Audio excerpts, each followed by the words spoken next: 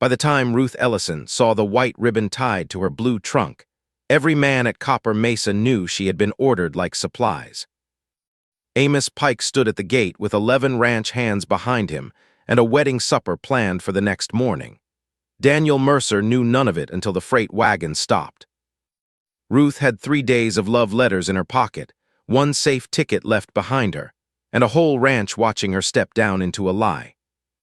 Then Daniel reached the gate and looked at her, the trunk, and the white ribbon tied to the wagon rail. "Miss Ellison," he said, "every kind word in those letters may have been true, but I did not write them." Ruth did not move. Her tired eyes stayed level on his face. Amos Pike, the foreman, did not look at Ruth when he spoke. He looked at the trunk as if the woman and her baggage had arrived under the same order. "Bring the trunk down, boys." 2 hands stepped toward the wagon. Daniel raised 1 arm. "Nobody touches it." The men stopped. Ruth looked past him. Through the ranch house door, she saw a supper table and an empty chair. Then she faced the silent men. "Which one of you is Daniel Mercer?" she asked. "I am." "And which one wrote to me?" No answer came. Amos pointed at the trunk. "The lady came 3 days by rail and half a day by wagon," he said. "She can hear explanations after she gets out of the sun." "She hears the truth before she steps onto my land," Daniel replied. Ruth Ellison rested both hands in her lap. Daniel had expected tears, anger, or the quick turn of a woman who had been made a fool. Instead, she studied the ranch hands. "Did anyone here know?" No man spoke. "Raise your hand if you paid for the advertisement." 1 hand rose, then another. In the end, all 11 men had a hand in the air. 1 young hand lowered his eyes before Ruth reached him. Another kept his hand raised but curled his fingers as if the truth burned his palm. Ruth looked back at Daniel. "Did you know they were sending for a bride?" "No." "Did you know they were using your name?" "No." "Do you want me to get down?" That question struck him harder than her anger would have. She was not asking whether she was welcome. She was asking whether he meant to profit from a lie. Daniel glanced at the white ribbon. "I want you to have a room no man on this ranch controls. I want your trunk left in your hands.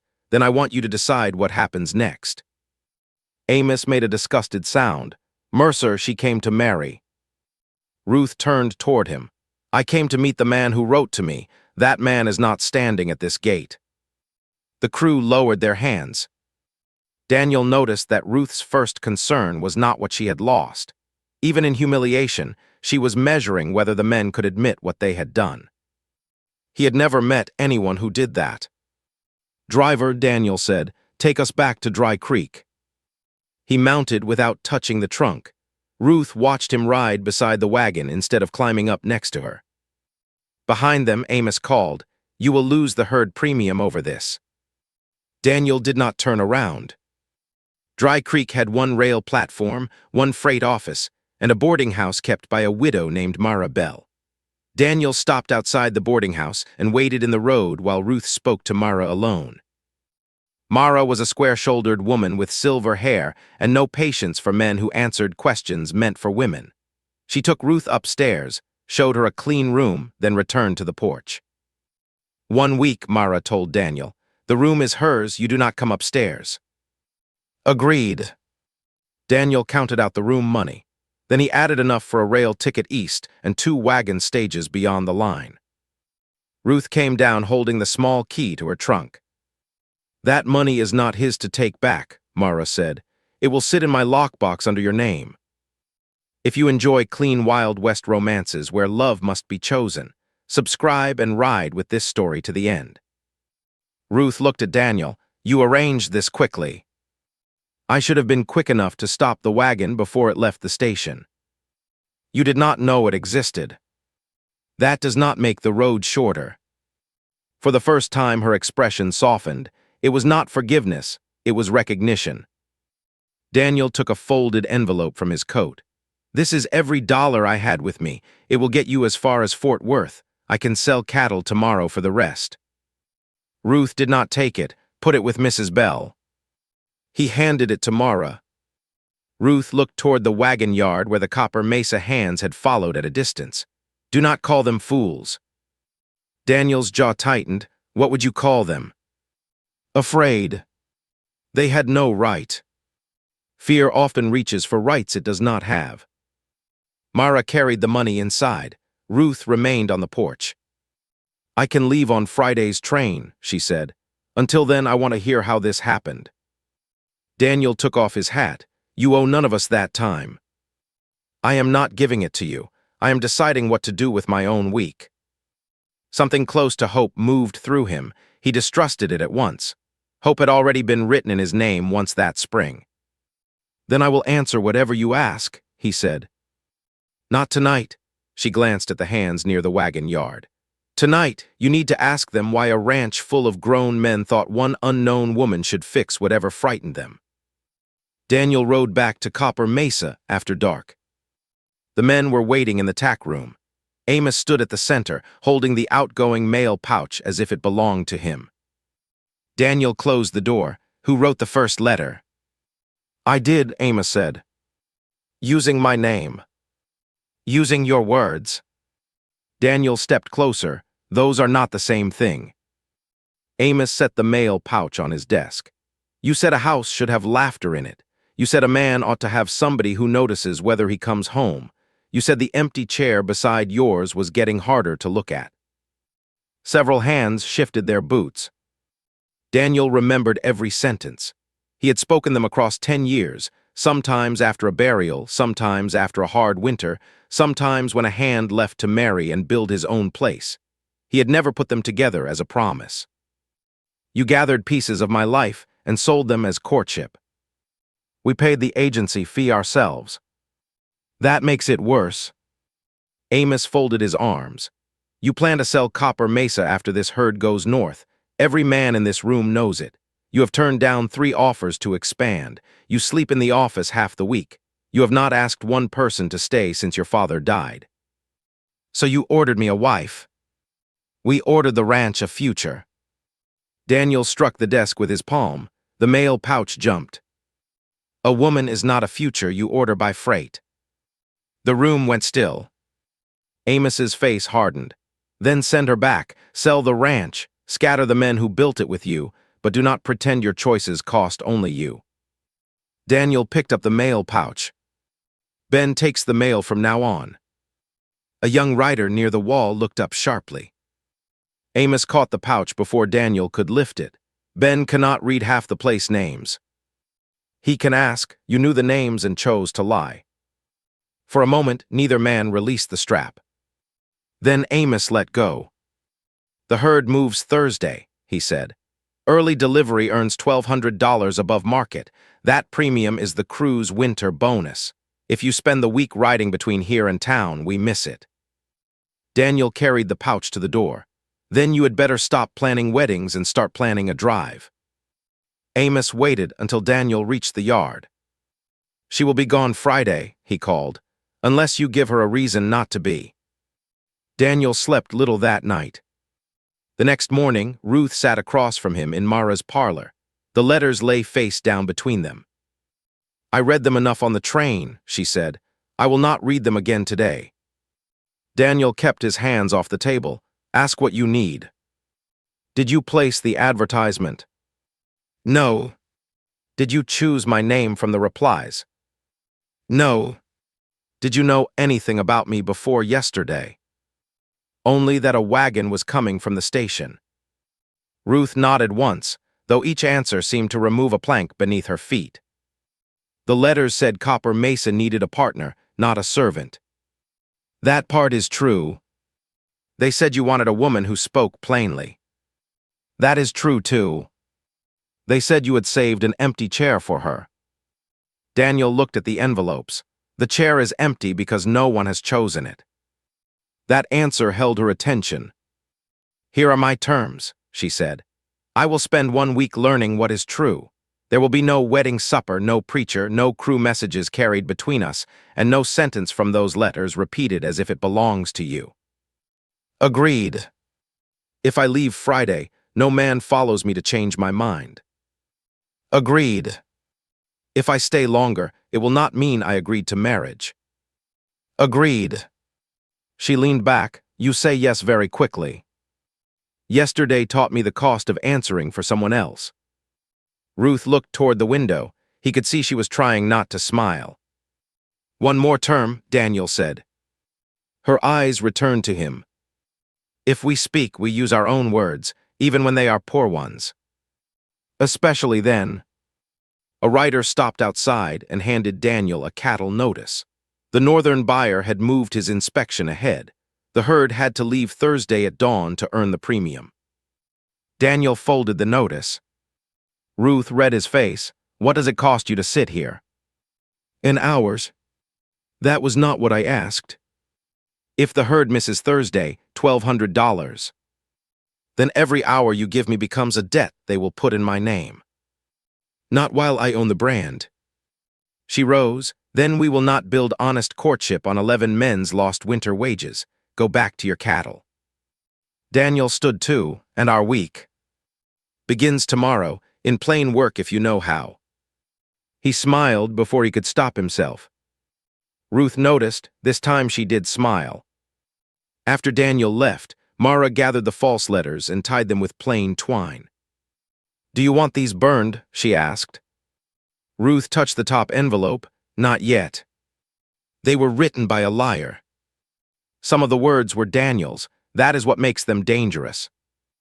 Mara sat across from her. I have known Daniel Mercer since he was 20. He is honest enough to hurt a person by accident and stubborn enough to suffer for it twice. That is not a recommendation. No, it is a warning with useful facts. Ruth asked whether Daniel had ever been promised to someone. No, Mara said. A quiet, unmarried man makes other people inventive, especially men who think every empty place can be fixed with rope and money.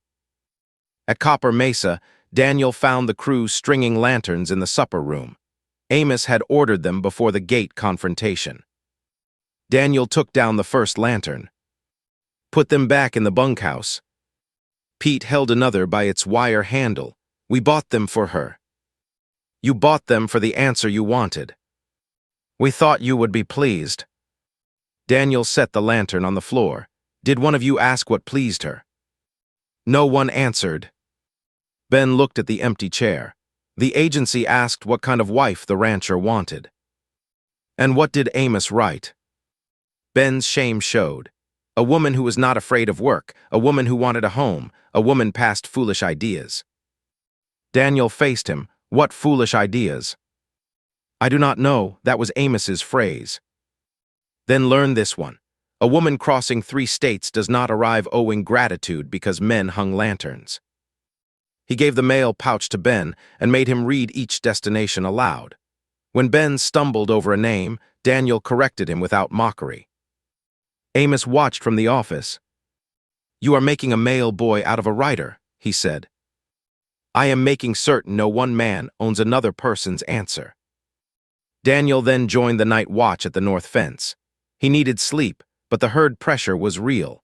If honest courtship cost the crew their winter money, the resentment would not vanish because his cause was right. For the first time, he understood the trap Amos had built. Every hour Daniel gave Ruth could be blamed on Ruth. Every dollar lost could become a debt laid at her door. He decided before dawn that no such debt would reach her. If the premium was lost, his own share would cover as much as possible. The next morning, Ruth came to Copper Mesa in Mara's small wagon. Daniel met her at the sorting pens, where 200 cattle pressed against the rails, and every man had work enough to keep him honest. I know nothing about cattle, Ruth said. That puts you ahead of men who know one thing and believe it is everything. She glanced at him. Was that one of the poor words? One of my better poor words. A yearling broke from the narrow lane and twisted against a rope. One hand lifted his arm to throw another loop. Daniel lowered his own rope and walked the animal back with space instead of force. Ruth watched the yearling settle. The letter said you could quiet any horse, she said. The writer improved me. What can you quiet? Men sometimes, cattle if they have not already decided I am a fool. Women. He met her eyes. I am learning not to try. That answer stayed between them, while the hands moved cattle through the gate. Daniel showed her the ranch without turning it into a performance. He pointed out the well, the bunkhouse, and the small chapel the crew used on Sundays. He did not mention the empty chair. At noon, they ate under the shade roof with the hands. Amos sat at the far end of the table. "Mrs. Mercer," he called, "pass the beans." The table froze. Virgil's spoon stopped halfway to the beans. Ben looked at Ruth, then at Daniel, as if the wrong name had struck both of them. Ruth held the bowl but did not move it. Daniel looked down the table. "Her name is Miss Ellison." Amos shrugged. "For 4 more days. For as long as she says." Several men lowered their eyes. Ruth passed the beans to the hand beside her instead. When the meal ended, one of the older hands began gathering plates. Ruth reached for a stack by habit, then stopped. Amos noticed. A ranch wife earns her welcome fast around here. Ruth left the plates where they were. Then the ranch wife may decide that when she arrives. The cook, a thin man named Virgil, barked a laugh. "I have washed these plates for 9 years. A bride is not stealing my profession." Daniel saw relief pass across Ruth's face. One man had refused to turn her into unpaid proof of belonging. Outside, a loose gate swung toward a cluster of calves. Ruth caught the rail before it struck them. Daniel reached it at the same time, and their hands landed inches apart. "Bad hinge," she said. "Bad habit, the men leave it for the next man." "Then it is a useful picture of your trouble."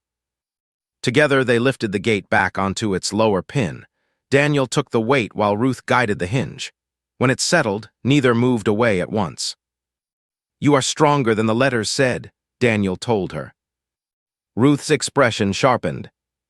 He heard his mistake. "They described you as patience and good sense. They left out that you put your shoulder under a falling gate." "Perhaps Amos thought strength would frighten you." "It does." She blinked. "But not in the way he expected," Daniel added. Ruth looked down at the repaired hinge. That was nearly a good sentence. "Give me 6 days." "You have 3. The reminder changed his face. The playful moment ended, but the warmth did not. Daniel called Pete over and made him repair the latch properly. Ruth watched him assign the task without display. He did not perform fairness for her. He expected it whether she watched or not. That mattered. At the tack room door, Amos spoke low to Pete. "Remember this kindness when the bonus comes short." Ruth heard enough to understand the trap. If the men lost money, Amos would hang that loss around her neck. After the meal, Daniel asked about the bookshop where she had worked in Missouri. "It belonged to my aunt," Ruth said. "When she died, her son sold it. He offered me a room if I kept house for his family." "You did not want the room." "I wanted work that mattered, but not work used as the price of being allowed to stay." "So you answered a marriage advertisement." "I answered a letter that asked for a partner." Daniel understood the difference. It made what Amos had done feel worse. "What did you hope to find?" he asked. Ruth looked across the pens. A man who did not need saving, a life with room for another adult. Daniel wanted to tell her Copper Mesa could be that place. The words reached his throat and stopped. Any promise now would sound borrowed. Instead he said, "I am glad you came." Ruth looked at him quickly. "That was not in the letters," he added. "No," she said, "it was not." Her cheeks warmed, and she turned toward the pens. Daniel felt a quiet satisfaction that had nothing to do with keeping her. He had said one true thing, and she had believed it. Amos watched from the tack room door. On Wednesday, Daniel rode into Dry Creek with 2 prime steers. He sold them below their proper price because the buyer knew he needed cash that day. Ruth saw the sale from Mara's porch. When Daniel handed Mara the rest of the travel money, she came down the steps. "You sold good animals badly," she said. "Good animals recover. A lost choice does not." Mara counted the money. "This takes Miss Ellison to St. Louis with food besides." Ruth stared at Daniel. "You want to be certain I go." "I want to be certain any reason you stay is yours." "Those are not always different things." He heard the hurt beneath her calm voice. He had thought money would clear the lie from between them. Instead, it looked like another man arranging her road. "I do not know how to ask you to stay without using what was done to you," he said. "You could begin by deciding whether you want me to." Daniel opened his mouth, then closed it. He wanted her at the ranch table, but wanting was not the same as having the right to speak. Ruth gave a small, unhappy nod. "There is your answer." She went inside. Mara found her in the dining room, pretending to sort clean spoons. "He hurt you," Mara said. "He bought me a road home." "Both can be true." Ruth set down the spoon. "I crossed the country because the letters said a man wanted a partner. Now the real man is spending good cattle to make certain he never has to ask what I want. Or he is spending them because he is afraid a poor woman cannot say no to a rich ranch." "I am not poor." Mara raised an eyebrow. Ruth corrected herself. "I have little money, that is not the same thing." Daniel may need that lesson. He may need to decide whether I am a person he desires or a wrong he must repair. Across the street, Daniel finished the cattle sale with a buyer who smiled too broadly at the low price. Two men outside the freight office slowed to listen. One muttered, "Bride money." Ruth heard it from Mara's porch, and Daniel saw her shoulders tighten before she turned away. "Mercer," the buyer said, "I heard your hands ordered you a wife, expensive trouble." Daniel took the bill of sale and folded it once.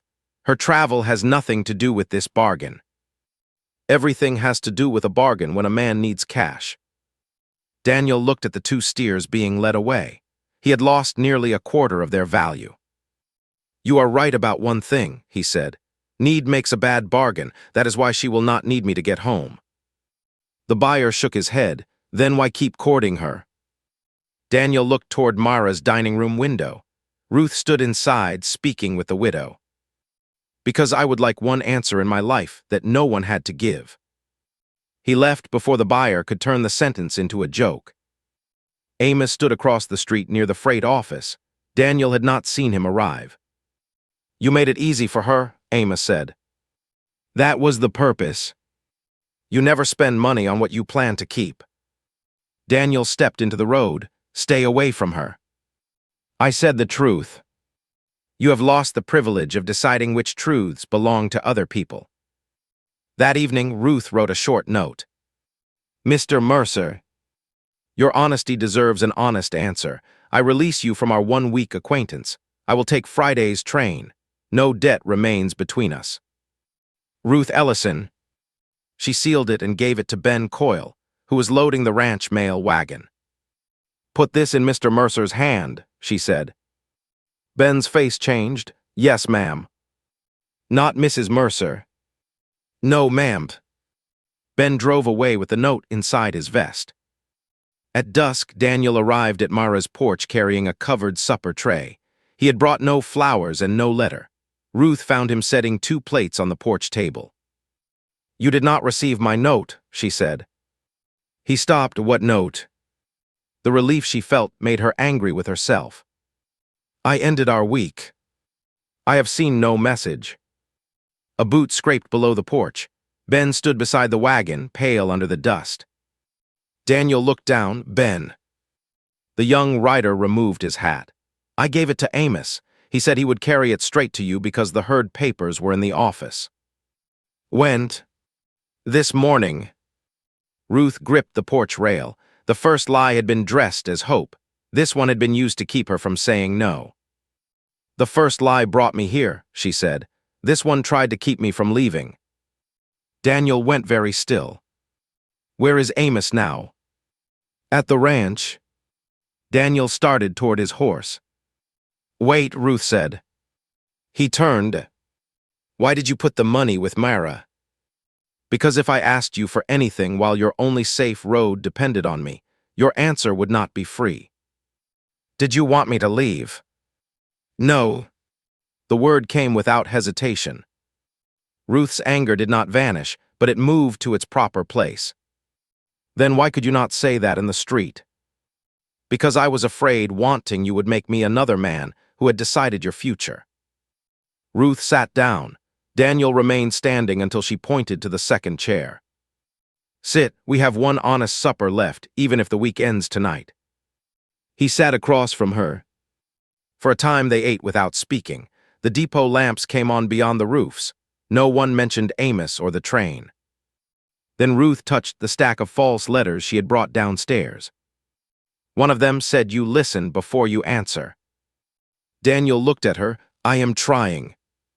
"Replace it with something true." He thought carefully. "I speak slowly when the answer matters." Ruth nodded. "That I believe." "Your turn." She looked at the letters. One said I was brave to cross the country. "Were you?" "No, I was tired of living a life chosen by people who called dependence kindness." "Replace it." Ruth drew a breath. "I'm afraid, and I came anyway." Daniel reached across the table, then stopped before touching her hand. She turned her palm upward.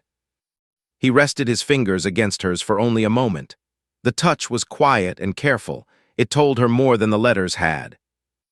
For more clean Western romances where truth matters as much as love, subscribe and stay on the trail with this channel. Wagon wheels rattled in the street. Ruth looked over the porch rail.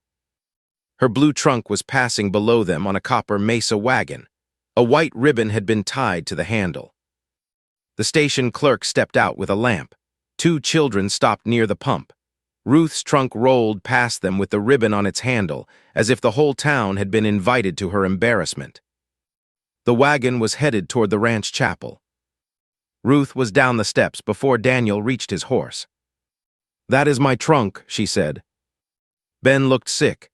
Amos said the wedding supper was tomorrow. He told Pete to fetch it while we were in town. Daniel swung into the saddle. Ruth climbed onto Mara's small wagon. "I am coming." "You do not have to face them tonight. They have my property on their road. I will face them where they put it." They caught the trunk wagon halfway between Dry Creek and Copper Mesa. Pete, the driver, slowed when he saw Ruth standing in Mara's wagon. "Miss Ellison," he called, Amos said. "Get down." Pete looked at Daniel. Daniel said nothing. Ruth held Pete's eyes. "The trunk is mine. The horses are the ranch's. The order was Amos's. Which part of that gives you the right to carry my things to a chapel?" Pete climbed down. Ruth took the team by the bridles and turned them toward town. Daniel helped only when she asked him to hold the near horse. Amos rode up from the ranch before they had gone 50 yards. "You are holding the herd for a trunk," he said. "You are holding the herd for a wedding," Daniel replied. Amos pulled a folded sheet from his coat. Across the top were the words "wedding supper." Every hand had been assigned a duty. Ruth's name appeared beside the empty chair. "The herd leaves at dawn," Amos said. "The preacher comes at 9. Supper is at 10. She can take the Friday train as Mrs. Mercer if she still wants to leave." Daniel moved his horse between Amos and Ruth. Ruth stepped around Daniel's stirrup so Amos could see her. "There will be no preacher, no supper, and no marriage." "Then there may be no ranch by winter," Amos said. "Mercer sells after the drive. The men scatter. A dozen lives change because you cannot forgive one useful lie." Ruth's face went cold. "You did not lie once. You used his name to bring me here. Then you hid my answer when it did not suit you." Amos looked at Daniel. "The note said she was leaving. I gave you one night to change that." "You gave yourself one night," Daniel said. Amos pointed toward the bunched cattle visible beyond the north fence. "Those men lose their winter bonus if the herd does not move. Tell them your fine honesty feeds their families." He turned his horse and rode back toward Copper Mesa. Ruth watched him go. He believes he is saving them. He believes wanting a good end gives him every means. "And the men?" Daniel looked toward the ranch. "They will have to answer for themselves." The trunk returned to Myra's boarding house. Ruth removed the white ribbon and left it on the wagon seat. Before dawn, Ben found Amos at the bunkhouse pay table. The foreman was writing names on a slate beneath the word bonus. "I need to tell Mr. Mercer I gave you her note," Ben said. "He knows." "I need to tell him why." Amos kept writing. Because you obeyed your foreman. Because I was afraid he would sell. Same thing this week. Ben took a breath. I put 2 months' pay into the advertisement. Amos finally looked up. So did most of us. I thought she would be glad. She will be glad when Mercer stops treating every good thing like a gate he must hold open for it to leave. Ben glanced at the bonus slate. You told Pete to move her trunk. I told Pete to finish what 11 men began. She said no. Amos drew a line through Ben's name. Then you can honor her no with no winter bonus. Ben stared at the black mark. Pete's hand moved to his own belt purse, then stopped. Lewis saw it. So did Amos. For the first time that morning, the foreman had to look at men instead of orders. Saddle the trunk wagon, Amos said. After the herd pulls out, take her things to the chapel. The sight of an empty building may make Mercer act. Ben stepped away from the table. No. The word was quiet, but 3 hands heard it. Amos stood. You work for Copper Mesa. I work for Daniel Mercer. And I speak for him on a cattle morning.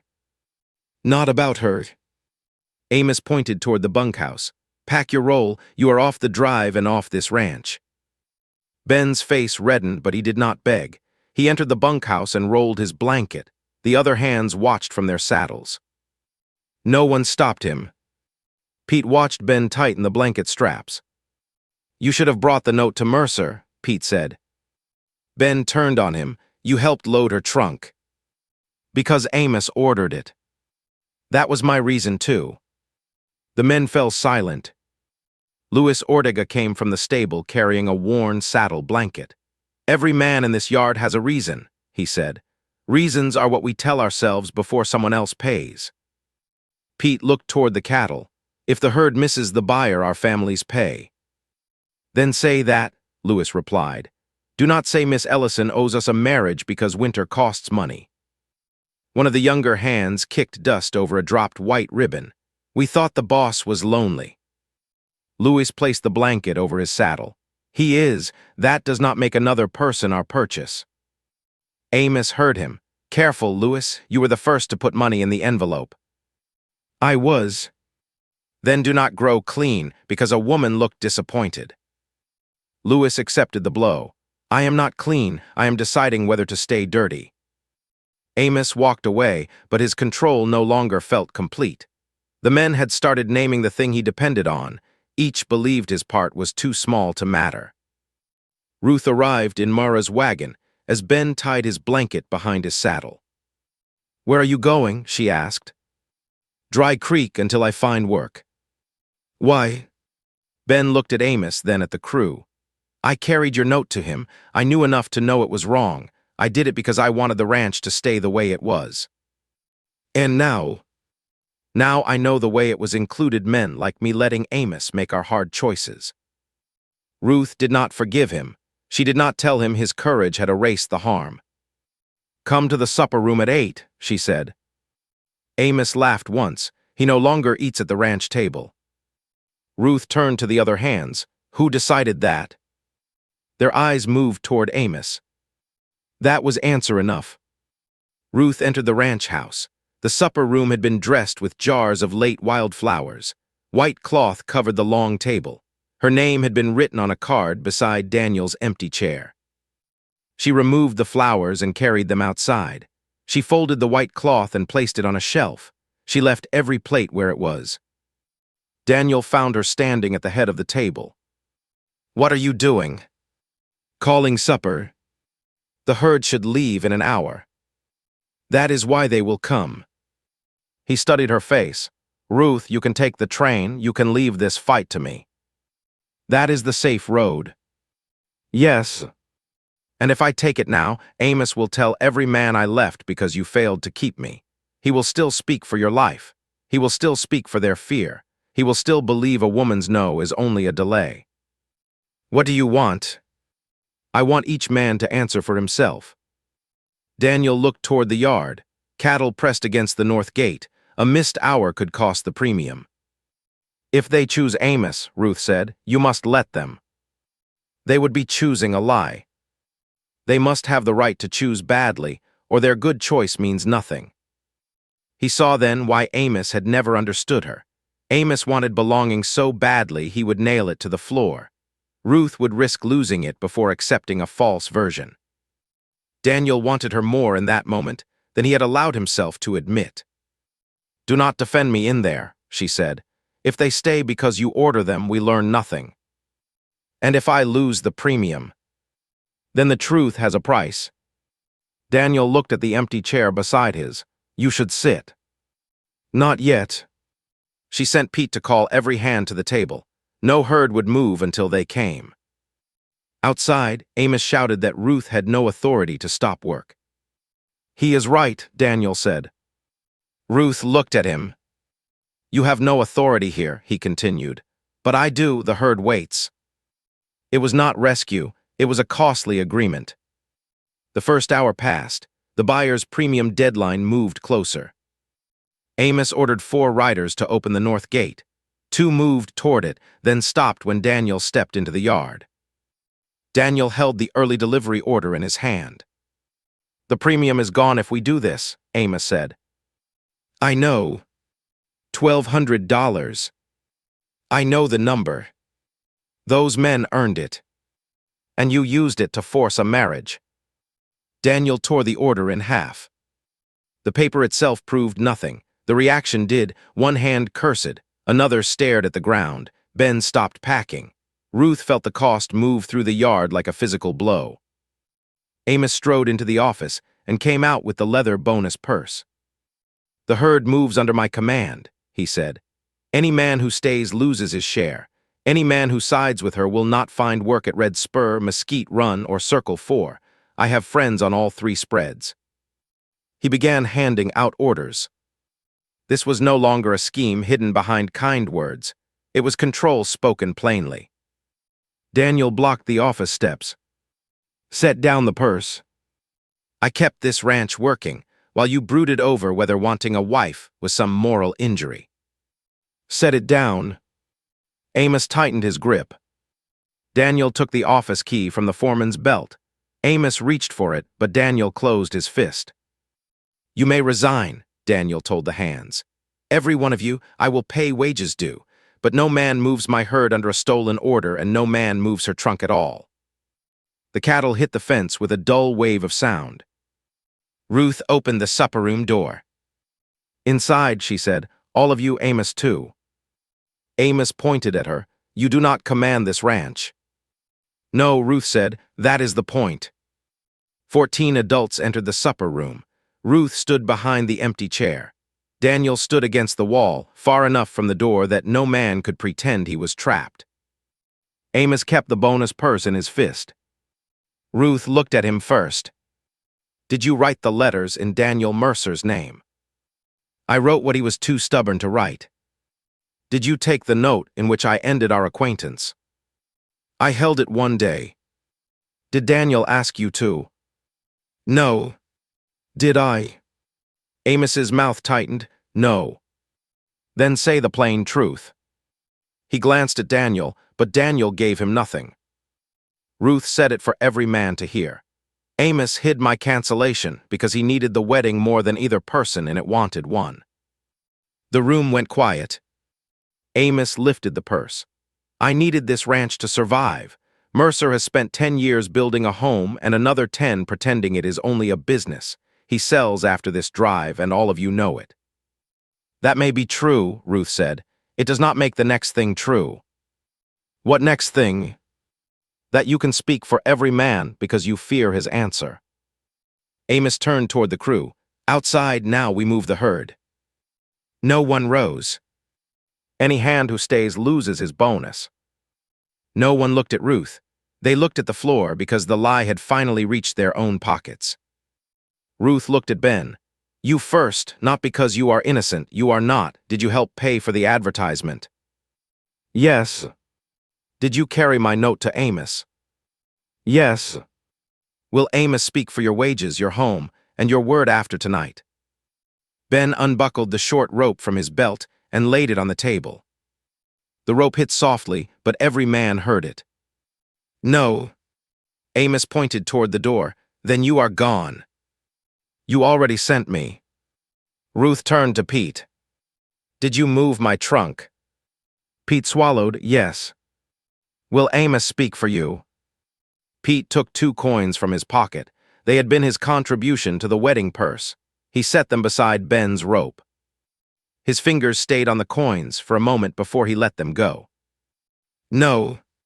The senior hand, Louis Ortega, rose slowly. He had worked Copper Mesa longer than Amos. I did not write a letter, Louis said. I paid for the rail fare. I told myself money was not the same as lying. He closed the ranch account book that lay on the sideboard. Amos does not put my name beside an order again. One by one, the others chose. Ruth did not make them repeat the same words. One man returned his wedding purse coin. Another moved from behind Amos to the opposite wall. 2 hands placed their reins on the table. A cook removed the place card with Ruth's name and tore it once. The room changed through action, not applause. Amos saw his command disappear man by man. He seized the account book. You think Mercer can deliver a herd without me? You think any buyer north of Red River will trust a drive led by this boy? He pointed at Ben. I can send 1 wire, Amos continued, and no neighboring spread will hire any of you. Amos snatched the telegraph blank from the sideboard. Virgil stepped in front of the ink bottle. I cooked a supper, the cook said. I will not help send a lie. The room understood then that Amos no longer commanded even its quietest man. Ruth stepped between Amos and the telegraph form. Then the first true message from this ranch will carry your own name. Amos reached for the bonus purse again. Daniel moved, but Ruth was closer. She placed both hands on the table, not on Amos. That money belongs to wages already earned, she said. If you take it, your good reason becomes theft in front of every man you claim to protect. Amos froze. He looked around for one loyal face. He found none. Daniel stepped forward. Amos Pike, you are no longer foreman of Copper Mesa. You no longer hold the office key, the mail pouch, the bonus purse, or command over this crew. Daniel took the office key from its peg and the mail pouch from the sideboard. He placed both on the table where every man could see them. You no longer hold the things you used to answer for other people. Amos laughed without humor. And who replaces me? Daniel looked at the men. That is not mine to decide alone after what happened. Louis spoke first. Ben leads the drive. I ride beside him. Ben shook his head. I helped cause this. Then earn trust under eyes that know it, Louis said. Daniel nodded. You take ordinary foreman's wages for this drive. No bonus authority. Every payment is counted before the crew. Ben accepted. Daniel turned back to Amos. You may ride as an ordinary hand under Ben for wages already agreed, or you may leave today. You will not write for this ranch or carry its mail. Amos's face reddened. After 20 years. 20 years built trust. 2 stolen answers broke your right to command it. Amos held the purse a moment longer. Then Louis opened his palm. Amos dropped it there. Louis placed the bonus purse beside the office key and mail pouch. The 3 objects showed the command Amos had lost. He chose to leave. He took his bedroll but not the foreman's horse because the horse belonged to Copper Mesa. He took wages due but no share of the lost premium. No one stopped him at the gate. Before mounting his own horse, Amos faced Daniel one last time. When the ranch fails, remember who tried to hold it together. Daniel stood beside the gate. You held it so tightly no one inside could choose it. And she will still leave. Daniel looked toward Ruth. She may. The answer angered Amos more than a promise would have. Then all this was for nothing. Ruth came down from the porch. No, it was so my leaving would mean I left and my staying would mean I stayed. You never understood the difference. Amos looked at the crew. 20 years and you trade me for a stranger. Louis answered him. We did not trade you. We stopped lending you our voices. Amos waited perhaps for one man to call him back. None did. After he passed through the gate, Daniel removed the small foreman board from the office door. He did not hand it to Ben. He set it inside the shared workroom until the crew returned from the drive and decided whether the change would last. Ruth noticed that choice. "You could name Ben now," she said. "I could, that would teach the wrong lesson. You lost $1,200 to learn it." "More than that." He meant Amos. He meant 20 years of shared storms, broken horses, sick cattle, and buried friends. Ruth did not offer easy comfort. "A true cost should hurt," she said. Daniel nodded. "It does." Ruth watched from the porch. She did not mistake his departure for the payoff. The payoff was the empty office, the mail pouch in Mara's care, the purse counted before the hands, and 11 men who had answered with their own voices. The herd left after noon. The northern buyer refused the premium but accepted the cattle at the ordinary price. Daniel took the largest reduction from his own share. The crew lost part of its winter bonus, and he did not hide that cost behind fine words. At the pay table, he counted every dollar aloud. "Honesty did not make this cheap," he told them. "It only made the price ours." Ben led the drive with Lewis beside him. Pete drove the supply wagon. No man carried a wedding ribbon. Daniel rode with Ruth to Dry Creek after the herd disappeared north. Mara opened the lockbox in front of them. Ruth's full fare remained inside. Her trunk key was still in her pocket. The outgoing mail pouch sat behind Mara's desk until the ranch chose a new carrier. "Everything here is hers," Mara said. Daniel nodded. He placed 6 blank envelopes on the counter. Each bore only his true return address. "May I write?" he asked Ruth. "In your own words. Poor ones included. Especially those." He did not ask her to return to Copper Mesa. He did not ask whether she would take Friday's train. He went back to the ranch alone.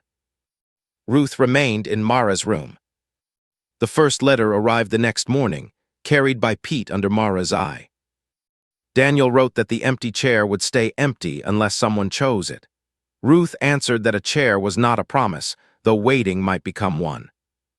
For 6 weeks, they used plain words about the late herd, Mara's books, and the future Daniel feared he could not give his crew. They met twice in Dry Creek. The first time, Ruth declined his invitation to the ranch, and he accepted her answer. They walked and spoke about work in silence. The second time, Ruth asked what Daniel would do if she took the St. Louis train after all. "Write only if you invited it," he said. "Keep the ranch, miss you." "You would not sell." "I nearly sold because I thought the men needed me to become someone else. They can decide whether Copper Mesa still fits them. I can decide whether it fits me." Because he did not place Ruth inside that future, she could imagine choosing it. At the ranch, Pete returned the chapel wagon to freight work, and Lewis posted mail duty in pairs. Ben sent Ruth an apology naming his lost bonus and his part in moving her answer. He asked for no forgiveness. She kept it but did not reply. Ben returned from the drive thinner, tired, and still foreman only by the crew's agreement. Amos did not return. His office became a shared workroom, and the bonus purse was counted by 2 hands at every pay. On the 6th Sunday, Daniel asked Ruth to supper. She arrived in Mara's wagon. Her blue trunk remained in town, locked under her own key.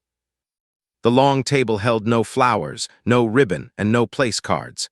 The empty chair beside Daniel remained where it had always been. The crew stood when Ruth entered. No one called her Mrs. Mercer. Daniel waited until the room settled. "Ruth Ellison," he said, "I want you here because you see the difference between being needed and being chosen. I want you because you make me speak for myself. I want you because when every easy answer was offered, you asked for the true one."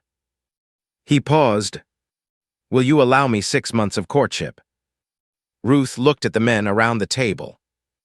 "Did anyone arrange my place?" she asked. Pete shook his head. "No, ma'am." "Did anyone tell him what to say?" Ben smiled faintly. "Those were too good to be ours." Ruth looked at Daniel. "My fare is still with Mara." "I know. My room remains mine." "I know. And 6 months is courtship, not a promise of marriage." "I know." She walked to the empty chair. Daniel did not pull it out. No hand moved to help her. Ruth took the back of the chair and moved it beside him herself. "Then yes," she said, "6 months in our own words." Daniel waited until she sat before he took his place. No white ribbon touched the chair. Ruth had moved it with her own hands and sat because she chose to sit. Daniel had not spoken until she settled beside him. For the first time since the wagon reached Copper Mesa, every empty place stayed empty until Ruth answered for herself. If this frontier romance stayed with you, subscribe for more clean Wild West stories where love is chosen, never ordered.